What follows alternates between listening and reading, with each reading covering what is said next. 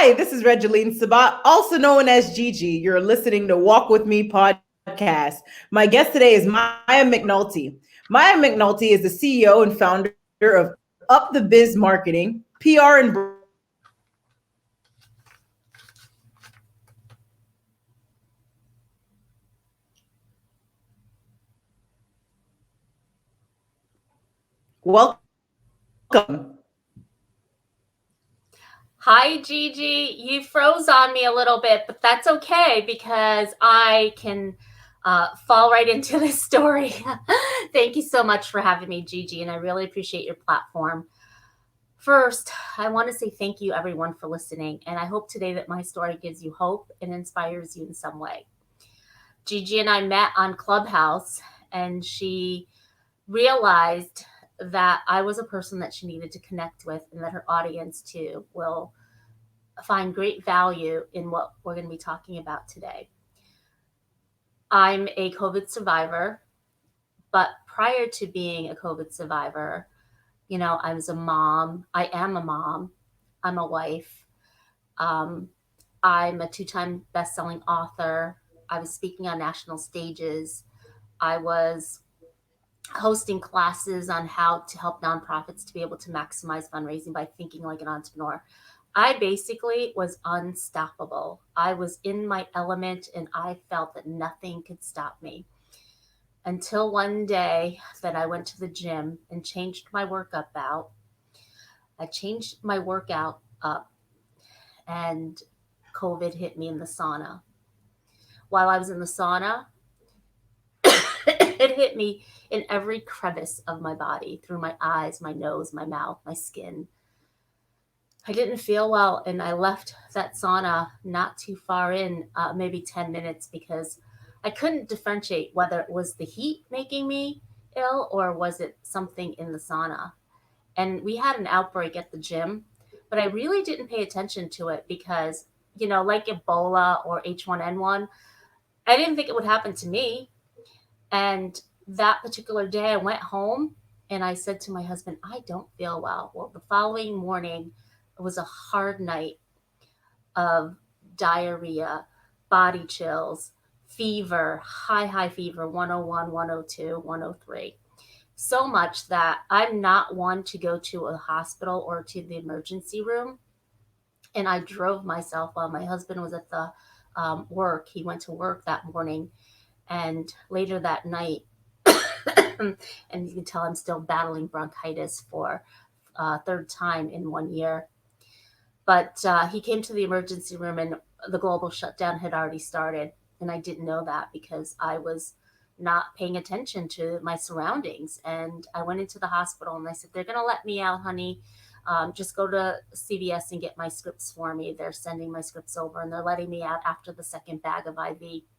Now, knowing that I'm a person that felt really dehydrated and I had no prior medical conditions, I should have been flagged that why is my body requiring 2 bags of IV? And that should have been an inclination. And this is the thing, guys. It came down to these 3 things. One is I was challenged when I was in the hospital. I was challenged because I couldn't get the right treatment. One was I asked for the COVID test and I was asking for gold. It was something that they did not want to give, but they ended up giving after they tested me for pneumonia and I tested negative and they thought, okay, there's something more. Now, I am so appreciative of healthcare workers. They are amazing. They're earth angels. They saved my life. I am forever grateful. I'm forever grateful from basically the janitor to the CEO because everyone took care of me when my family could not be there because of the global shutdown. So we're faced with challenges, right? And how do we reflect on those challenges? The challenge for me was how was I going to survive this? And I had a choice. I either could pray and hope and fight because I had to learn to eat, walk, and talk again. I have 2 scars here, one on my neck, on my chin, um, because I was being tube fed through my nose and being prone. So they caused me some scars here. The 2 ventilator and trach scars. And then I have 2 on my belly from being tube fed. I had a choice. I could either say, God, I don't want to live here on earth as a vegetable anymore, or I could fight and know that I'm stronger than I think, that I can do it. I took my first 6 steps on May 5th. I wasn't sure what happened to me. When I went into the hospital, I thought, I'm going in with coronavirus, and I came out of the hospital with COVID-19. I'm like, I have that too? What the heck is that? And, the world had shut down. So I didn't see the morgue trucks. I was in a coma at the time. I was in a coma for 30 days, on a ventilator for 6 weeks, and in trach for 6 weeks. I had to learn to eat, walk, and talk again. It was painful. And the shards of glass in my body from all the medication and from just surviving this evilness, I didn't want to live. And I didn't know that my family was already praying so hard. And my parents and my husband and my daughter were coming to say goodbye to me on Zoom, that the doctors had told them expect the worst. It's heart-wrenching to know that 1 minute you're really healthy and you're unstoppable, and then this thing can stop you dead in your tracks and put you on your back. But I chose not to stay there. And that's what I tell you about choices. We have choices that we could either stay down, lay there, and it be just that, or we can fight. Fight for our hope, our humility, our humanity, our love, our belief, and for others. Because, gosh, if my daughter ever said goodbye to me on Zoom, which I'm so it's heartbreaking. I'm so torn from learning about how many people had to say goodbye to their families on Zoom, or have never seen them because they were lost on a morgue truck. These are true stories, and they're hurtful. And we all have things that have happened to us in our life. The other thing I thought, if I didn't share my story, such as being invited on Gigi's platform, where I'm so grateful to be able to share, the consequence would have been me keeping my voice, shut, keeping my mouth quiet. And I know that people wanted to hear my story to give them hope and survival, to give them that network of someone that they could say, I'm not alone. And God put me on this journey now, I believe, because my path was, I thought, the limelight of being on national stages to share fundraising secrets and my favorite quotes for entrepreneurs and being a book and 2-time best-selling author. And that was vanity. That was me coming from insignificance. And now I feel very significant, because God said to me, it's not happening to you, it's happening for you. And I wanted to let people know that how when things are happening for you, you make the choice to pivot, to make the change. If we continue to have the change in our life that we don't adjust to, that's the same outcome we'll get every day, right? There's a quote that I really enjoy. It's nothing changes unless you do or we do. And I hope that resonates. And so, Gigi, I thank you so much for the platform and to sharing. And I hope that this pivots somebody's mindset to think that they could do more and they could be more if they just believe in themselves and give hope to others, be that light, a beacon. Amen. Your story is truly inspiring. Thank you for sharing that with us, Maya. And you are truly a miracle. The fact that you're still here is truly a miracle. And thank God you're able to use your voice. I lost my voice for 7 months, and my voice coach, I had speech therapy in the hospital for 8 months. I had voice pathology therapy for 7 months because I lost my voice post-COVID. And my voice coach for stage, I said to him, Eric, he sent me a message and he's like, hey, how you doing, rock star? I'm like, I don't feel like a rock star. I feel like rocks are being thrown at me. And I said, I lost my voice. I'm not going to be able to speak. And he said to me, you could never lose your voice. And what I realized in his words was my voice is amplified. That I have been given this microphone, this platform, this stage to save lives, to tell my story, to let them know that they're not alone, that they can be someone's beacon of hope and light. And with my voice as part of their team, as part of their sounding board, as part of something to lean on, I am so grateful for that. And if you ever need me, I'm just a few clicks away. I answer all my calls, all my messages. I do it all because I believe in you and I believe in giving you that extra glimpse of hope. We sometimes just say, I have hope, but what does that truly mean? Some of us, Gigi, I was really moved by your story because we all experience things differently. And empathy is something that, unless you experienced what I experienced, the empathy is there, but it's not truly there. Just like in your story, I empathize and someone can empathize, but unless they're in that real same situation, they can only express empathy and empathize. But they really, truly are not knowing of what it is because they didn't experience it. And when you experience it, it's a whole new level of survivorship. Amen. Mm. Very uplifting. Thank you. Now, tell us more about the nonprofit you started, Nonprofit COVID Wellness LLC. Oh, thank you so much for asking. So we started to form the board on the COVID wellness. Um, the doctor that trached me and put my ventilator on, he's on the board. And I told him one day, I asked during one of my checkups, I said, Dr. Khan, can I ask you something personal? With my squeaky mouse voice, because at the time I had lost my voice. And he says, Sure, Maya, what is it? And I said, I'm going to start a 501c3 called COVID Wellness. Would you be on the board? And he was so thrown by the question that I asked for his help when he helped me, that he was delighted and said there was nothing more than an honor for me to be able to do that.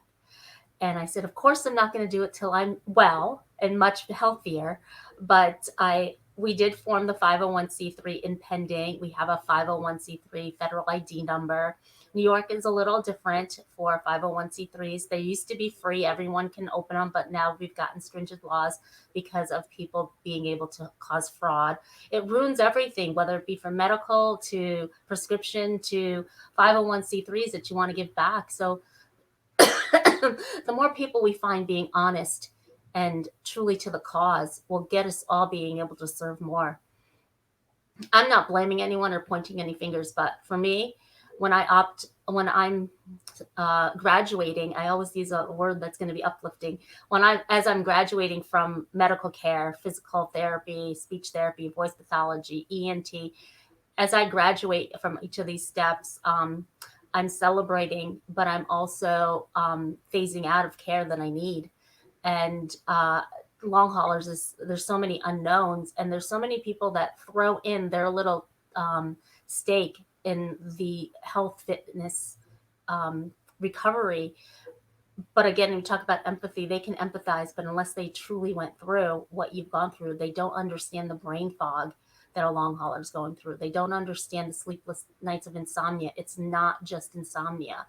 The tremors, the vibrations, the loss of voice, the loss of hair. I lost all my hair. My hair used to be down here, and now I've got 4 inches, and I keep pulling on it because I'm like, it's growing, it's exciting. But on the top, I've got some bald spots and stuff, and that's okay.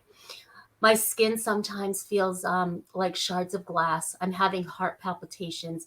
They'll do the EKGs and find nothing, but as a long hauler that it does exist. The rashes, the skin rashes that itch and burn. Um, Things like baby diaper rash cream helps it heals it like a band-aid, but it's just a band-aid. Like, if you ever get a cut and you put a band-aid on it, it's only going to last for so long.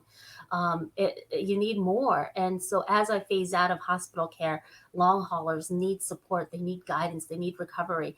All of the children that are experiencing this right now, they might feel like they have a disability, not like their friend Tom or Joe or Kim next door.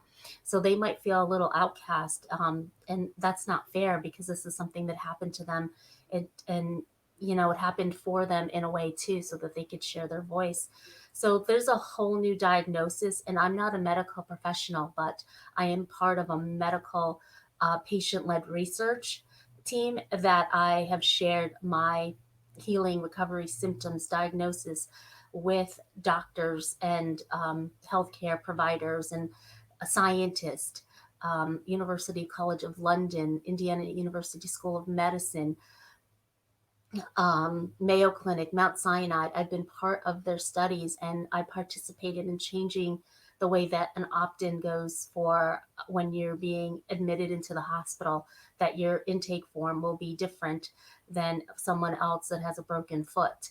Also, it'll be different from your discharge paper of the symptoms that you are feeling, whether it be the vibrations, the heart palpitations, the brain fog, the tremors, the list goes on. There's like 100 different long haulers, and it's still in discovery. So I want you to know it's not in your head, and COVID wellness is going to be that light for you to help you. And that is what I'm looking to do in the future, is create COVID wellness for support, recovery, and wellness guidance for spouses, children, yourself, and families, because I think it's going to be needed. Absolutely amazing. Now, tell us more about a time in your life where you experienced an aha moment. Geez, I've had lots of aha moments. This is going to sound funny. Growing up, there wasn't a person that probably didn't watch Oprah. And I remember watching Oprah, and I still use the phrase today, you get a car and you get a car and you get a car. And I think that how that taught me about giving forward, giving back, and the fun that it could be. And that was really a huge aha moment for me, that I could give somebody hope and light and give back to them. And it's like, you get hope and you get hope and you get hope. And that whole thing will always stick in my head, because I think that how it was so inspiring, and it helped a lot of people. And it's like a classic. I just love it. And I think a lot of people use that, when they're like, you get a TV and you get a TV and you get a TV, or you get a book and you get a book and you get a book. And I think people just use it, and it brings joy and smile and laughter. And humor is so important when you're healing. And I try to find humor every day, and along with gratitude. But humor has been so healing. And I think that a lot of people can resonate with that. Amen. Humor is truly healing. Yes, ma'am. Now, Maya, what is your best advice to the audience for walking with purpose and living a life of happiness? Well, there's a few things I would tell you. I'm still on that search of path and journey. I can't tell you that I'm an expert, but here are some of the things that I've done that's helped me to align with a higher being and purpose. I had to retrain my brain because I lost my memory for a month, and I'm struggling with reading right now. Putting sentences together, because one, it's the tiny prints, and my brain fog gets me a little confused sometimes. However, writing down and journaling, it doesn't have to be perfect. The spelling doesn't have to be perfect. Nothing has to be perfect when you're journaling. It's just your thoughts, and you're just dumping thoughts, right? So journal dump. I think another thing is joining a congregation, joining a group of people that resonate with you, that you can pull from energy and light and hope. Having that collaboration with people that are relatable will give you a pedestal, a platform, a sounding board for you to be able to collaborate and share your journey and story. And you'll also have somebody that gives a shit. So it's important to talk to people in a congregation. Another thing that I did that I wasn't really good at doing in the past, because I'm a type A personality and I'm independent. And when COVID put me on my back, I had to ask for help. I had to accept help, and I had to appreciate it. Asking for help, taking it, and then using it and thanking your community for it are all different things. So make sure that you ask for help and take the help. That's what I would add. Amen. Ask for help and take the help. Very powerful. Maya, thank you for being a guest on Walk With Me podcast. Now, where can the audience find you? Thank you so much. I had a fun time sharing. I hope it inspired a few people, at least maybe one. I know it's always inspiring to me to meet new friends like you, Gigi, and to lift others up in my path of recovery and journey, because this has happened for me, not to me, and I'm embracing that. I invite people to join me at mymcnulty.com. My books are available there, and if you'd like to schedule an appointment to learn more or even share your story, you're welcome to book a call with me on mymcnulty.com. I love it. Ladies and gentlemen, make sure to check out Maya at mayamcnulty.com. And Maya, thank you again for being a guest on Walk With Me podcast. You have a blessed day. Thank you. It was so much fun. I feel really good, and the energy is really beautiful. Thank you. You're welcome.